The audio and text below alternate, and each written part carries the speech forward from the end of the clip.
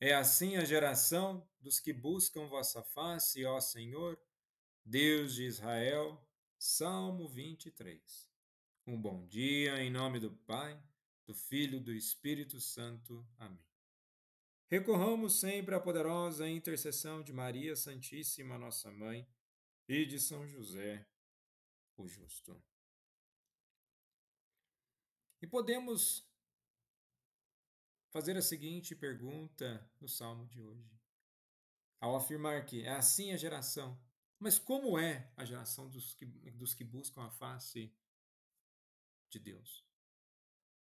É uma geração que transmite a luz do próprio Deus. E tal luz não pode ser emitida por conta própria, né, do ser humano. É buscando viver em Deus que conseguimos fazer que as coisas de Deus preenchem nossas vidas e preenchidos nós testemunhamos tal presença em nossas vidas. Já não vivemos sozinhos, já não vivemos por nós mesmos, mas buscamos viver em Deus. E nesse sentido de viver em Deus, no aspecto de confiança, de união, na primeira carta de hoje aos Hebreus, capítulo 10, dos versículos 19 ao 25, traz exatamente essa dimensão. Devemos lembrar, inicialmente, que essa é uma carta escrita a uma comunidade cristã que enfrentava perseguições e dúvidas sobre a fé, e seu objetivo é mostrar a superioridade de Cristo em relação à lei mosaica e incentivar os cristãos a permanecerem firmes. E ao dizer da superioridade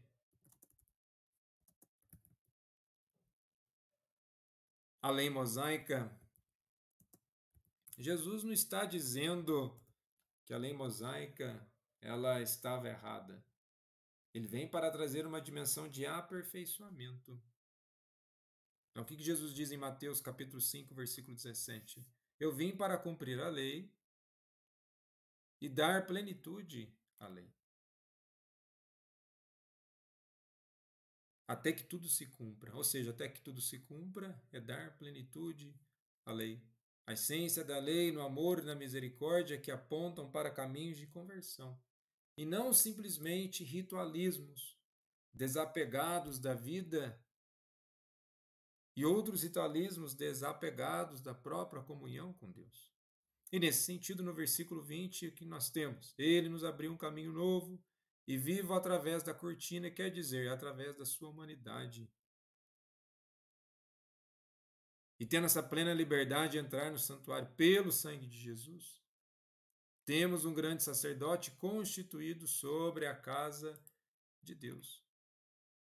Então vejamos, o santuário refere-se ao Santo dos Santos, no templo, o lugar mais sagrado onde somente o sumo sacerdote podia entrar, uma vez por ano, no dia da expiação, o Yom Kippur. E aqui o autor mostra que por meio do sacrifício de Cristo, todos os fiéis agora têm acesso direto a Deus. Pelo sangue de Jesus, indica que é através do sacrifício de Cristo que se dá essa entrada, substituindo os sacrifícios da antiga aliança. E ao afirmar o véu, isto é, da sua carne, faz alusão ao véu do templo que se rasgou na morte de Cristo, em Mateus capítulo 27, do versículo 51. Assim como o véu separava os santos dos santos, a carne de Cristo, ao ser sacrificada, removeu essa barreira. E com isso, nós temos a possibilidade e a nova realidade de um relacionamento pleno com Deus. E por isso nós devemos permanecer firmes, perseverantes na fé, sem dúvida no aspecto que de Deus é, porque Ele permanece sendo fiel às suas promessas. A caminhada certamente não é fácil, mas que possamos ter a confiança em Deus, que nós somos pessoas capazes e movidos pela graça de nos tornarmos melhores. E nós não estamos sozinhos nessa caminhada. No versículo 24, é bem lembrado que nós precisamos ser atentos uns aos outros. Que está lá, sejamos atentos uns aos outros, para nos incentivar à caridade e às boas obras. Não abandonemos as nossas assembleias, como alguns costumam fazer. A carta aos Hebreus foi escrita há muitos e muitos séculos atrás, mas aqui não se perdeu a dimensão da comunidade, da prática do bem, da caridade. Práticas tão importantes e valiosas aos dias de hoje. É nas nossas assembleias, ou seja, nas nossas comunidades, que nós encontraremos grandes apoios, grandes ouvintes e pessoas verdadeiramente preocupadas com a nossa vida e com a nossa fé.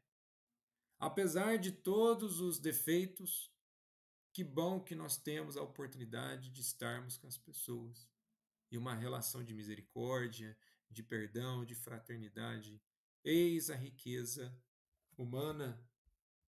E a leitura dessa primeira leitura de hoje fecha exatamente: antes procuremos nos animar-vos mutuamente, e tanto mais quanto vedes o dia aproximar-se.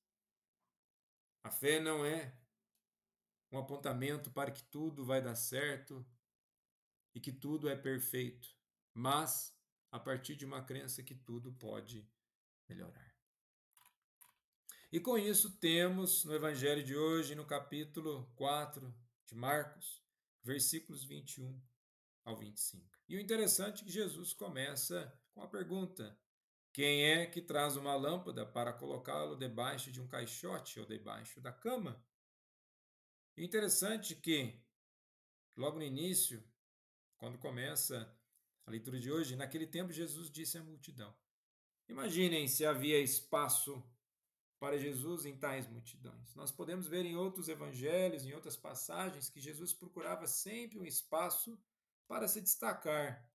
Destacar porque ele precisava levar a mensagem, não destacar-se no exibicionismo vazio de um show de fé, não é isso. Destacar para que todos pudessem vê-lo, para que todos pudessem ouvi-lo, ou seja, que ele pudesse ser alcançado. E por isso tal luz, ela não se esconde. As lâmpadas nos dias de Jesus eram tipicamente tigelas de barro cheias de óleo e com pavio flutuante que era aceso. À noite, essas lâmpadas eram a única fonte de luz para o cômodo inteiro. Obviamente, colocar uma lâmpada dessas sob uma cesta ou uma cama, em vez de um suporte onde ela poderia lhe iluminar mais, é ao contrário, ao próprio propósito de acender a vela. Claro, colocar uma chama aberta, não importa quão pequena, sob uma cesta ou uma cama, também é um perigo. E que nós temos que analisar, né, aponta para qual lâmpada? Nós podemos nos perguntar aqui. Jesus fala de lâmpada de iluminar. Nós podemos também fazer uma reflexão paralela a isso. O que é essa lâmpada? Mais apropriadamente, deveríamos perguntar: quem é essa lâmpada? Em categorias bíblicas, o próprio Deus, e particularmente sua lei, é referido como a lâmpada. Mas Jesus está falando aqui sobre a luz que veio ao mundo com o avanço do reino de Deus. E a lâmpada é o próprio Jesus. Ele está dizendo: eu não vim para ser escondido para sempre. Eu vim aqui como uma lâmpada que deve ser colocada em um candelabro, para que a luz que eu trago possa irromper e se manifestar claramente a todos os que habitam nas trevas. Eu não vim para ser coberto com uma cesta ou escondido debaixo de uma cama. Eu vim para brilhar. Isso é importante porque provavelmente estamos mais familiarizados com a versão de Mateus dessa declaração que ocorre dentro do Sermão da Montanha. E é precedida por Jesus dizendo: vocês são a luz do mundo, conforme nós podemos ver em Mateus 5, dos versículos 14 ao 15. E assim, nesse contexto, somos chamados a considerar se estamos orgulhosamente exibindo a luz do Evangelho ou tentando escondê-lo. Aqui, Marcos, no entanto, Jesus está usando a lâmpada como uma metáfora para si mesmo e sua própria revelação do Evangelho do Reino. De fato, isso também se encaixa com as outras duas parábolas de sementes que temos neste capítulo, cada uma das quais revela o reino como uma força que não pode ser parada, e que Deus, por de fato, não para em nossas vidas e podemos deixar a palavra e a presença de Deus brilhar em nossas vidas para que se manifeste para outras pessoas. Jesus, manso e humilde de coração, fazei em nosso coração semelhante ao vosso.